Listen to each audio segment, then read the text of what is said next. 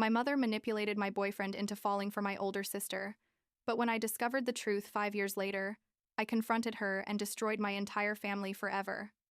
I'm 29 years old, I work in digital marketing, and there's something that happened 10 years ago that basically destroyed me completely, but also, in a very twisted way, saved my life. I need to tell this story because there are still people who don't understand why I don't talk to my mom, my dad, or my older sister. And because the truth is that what they did to me was so fucked up that sometimes I myself need to remind myself that I'm not crazy, that all of this really happened.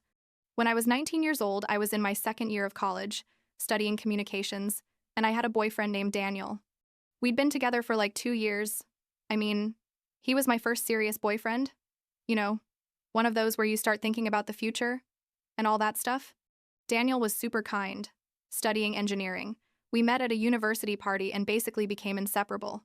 My parents adored him, like they always invited him to family dinners. My mom made his favorite food when he came over, and he got along well with my whole family, especially with my sister Rachel, who was like 23 at the time and worked at a human resources company. My family was pretty traditional, I guess. My mom didn't work. She dedicated herself to the house and church. She was super active in the religious community, and everyone saw her as this perfect woman, you know, the typical one who organizes bake sales and prayer groups. My dad worked in finance. He was quieter but also very involved in church. Rachel was always like the perfect daughter, more responsible than me, more serious. And honestly, I never felt like there was competition between us or anything. I mean, sure, sometimes my mom compared things, but nothing out of the ordinary, or so I thought. I remember that the summer before everything exploded, my mom started insisting a lot that Rachel should spend more time with us, with Daniel and me. She'd say things like it was important for sisters to share more, that Rachel worked a lot and needed to have fun. I didn't see anything weird about it. Honestly, I even thought it was nice that my mom wanted us to be closer. So we started inviting Rachel to everything, to the movies, to dinner, to outings with my college friends. Daniel was always super nice to her, like he was with everyone. And Rachel seemed to get along well with him. What I didn't know, because I was a naive 19-year-old idiot who trusted her family, was that my mom was basically orchestrating something horrible behind all of this. But anyway, I'm getting way ahead. Let me backtrack a bit. The first time something felt weird was at Christmas that year. The whole family was at my parents' house, grandparents, some aunts and uncles, and I had obviously invited Daniel because he was practically part of the family already. All day I felt like a strange vibe. I don't know how to explain it, but there were looks between my mom and Rachel that I didn't understand, and Daniel was like, nervous, which seemed super weird to me because he already knew everyone and was normally the life of the party at these gatherings. At one point in the afternoon, I was helping my grandmother in the kitchen and I realized I hadn't seen Daniel in like half an hour. I asked my mom if she'd seen him, and she told me, with a face that I now recognize as guilt, but at the time I didn't catch. I think he went upstairs to look for something on the second floor. I thought it was weird because what would Daniel be looking for upstairs if it wasn't his house? But I went up anyway. And here comes the part that changed my life forever. I went up the stairs, walked down the hallway toward Rachel's room, because it was the only door that was closed. And when I opened it, because I didn't even knock, because it was my parents' house and we always entered rooms like that, I saw Daniel and Rachel kissing. It wasn't an accidental kiss or something that could be misinterpreted. It was one of those intense kisses, with hands in, hair and everything. They separated when they heard me come in, and they both looked at me with a face that I don't even know how to describe, like half panic, half something else I couldn't identify. I stood there for what seemed like an eternity but was probably like 10 seconds. I couldn't process what I was seeing. My brain literally couldn't connect the image of my boyfriend and my sister kissing in her room during Christmas dinner with my family downstairs. Daniel started to say something. Like Olivia. Wait, I can explain. But I just turned around and went down the stairs like a robot. My mom was at the foot of the stairs, and I swear to God she had this expression on her face like she knew exactly what had just happened. I told her, Mom, Daniel, and Rachel were kissing upstairs, and she grabbed my arm, took me to the kitchen, which was empty at that moment, and told me in a super calm voice, Olivia, don't make a scene now. It's Christmas. We can talk about this later. Can you believe it? My mom was telling me not to make a scene after finding my boyfriend kissing my sister. But I was in shock, I think, because I just grabbed my things, told my grandmother I wasn't feeling well, and left. I drove back to my university apartment crying so hard it's a miracle. I didn't kill myself on the way. The next few days were a nightmare. Daniel called and texted nonstop. Rachel too. But I didn't answer. My mom called me the next day and said we needed to talk as a family. I went because, I don't know. I guess I still had this stupid hope that my parents were going to be on my side, that they were going to defend their youngest daughter who had just been betrayed in the worst possible way. I went to the house and everyone was there. My mom, my dad, Rachel, and to my surprise, Daniel was there too. I sat down and my mom started talking. She said that what had happened was unfortunate, but that these things happen, that Daniel and Rachel had developed feelings for each other and that I needed to be mature and forgive them. My dad nodded and said that family was more important than a college boyfriend, that I was young and would find someone else. I sat there staring at them like they'd gone crazy. Rachel started crying and said she never wanted to hurt me, but couldn't help what she felt. Daniel said he was very sorry, but that he thought he was in love with Rachel. And my mom, my own mom, told me that it was best if I just got over it, that I let Rachel and Daniel explore their relationship without drama. I remember getting up from that table and telling my mom, "So basically, you want me to accept that my boyfriend and my sister are in a relationship like nothing happened." And she told me, with that condescending voice she used when I was a kid, "Olivia, don't be dramatic. We're just asking you to be reasonable." My dad added that I was being selfish by not thinking about Rachel's happiness. I left that house and didn't go back. I blocked Daniel, I blocked Rachel, and although I didn't block my parents immediately, I basically stopped answering their calls. I kept going to university, but fell into a horrible depression. My grades dropped. I stopped going out with my friends except for Jordan, who was my best friend since high school, and I basically spent my days in my apartment doing nothing. Jordan was super worried about me. She kept insisting I go to therapy, that I talk to someone, but I was like trapped in this dark place where I couldn't see any way out. I kept getting messages from my family. My mom would text me saying I was being childish, that Rachel was suffering because I didn't want to talk to her, that Daniel and she were very happy together, and that I should be happy for them. My grandparents, my mom's parents, also tried calling me, but I didn't answer anyone. Like 6 months passed like that. 6 months where I basically just existed, didn't live. I stopped going to classes completely, lost my scholarship, and started having these increasingly dark thoughts about how I'd be better off if I just didn't exist. Jordan kept coming to see me, bringing food, trying to get me to go out, but I was like sunk in this pit of depression I couldn't get out of, and then came the lowest point of my life. It was a day in July. It was hot. I remember that detail for some reason. I woke up and just knew I couldn't go on like this.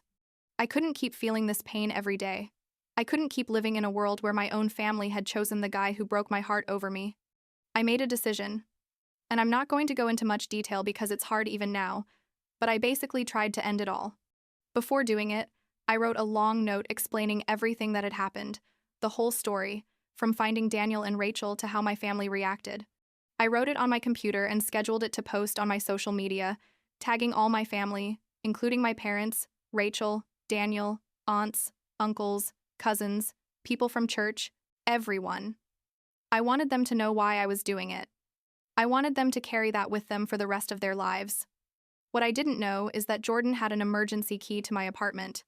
She'd been trying to call me all morning, and when I didn't answer, something told her to come check on me. She found me, called 911, and saved my life. Literally saved my life. I woke up in the hospital, super disoriented, with Jordan crying next to my bed. They put me on suicide watch for 72 hours and then transferred me to a psychiatric unit for 2 weeks. During all that time, you know who came to visit me? My grandparents. Only them. Not my mom, not my dad, not Rachel. Well, my mom called the hospital once to say she was very disappointed in me for seeking attention this way. Yeah, that's how fucked up the situation was. But here's where the story takes a turn that, honestly, gives me a bit of satisfaction even now. Remember that note I scheduled to post? Well, it posted. Jordan didn't cancel it because she didn't even know it existed until she started getting notifications of people tagging her, asking if I was okay. The note went viral in our community, and when I say viral, I mean basically the whole town read it. Jordan, being the incredible friend she is, Not only let the note circulate, but also made her own post explaining how she had found me, that she'd had to call an ambulance, that I'd been in the hospital. And she tagged all my family, especially my mom and Rachel. People in our town, especially the religious community my mom was such a part of, went crazy. My mom was basically kicked out of church. People confronted her at the grocery store, on the street, everywhere. My dad lost friends, coworkers avoided him.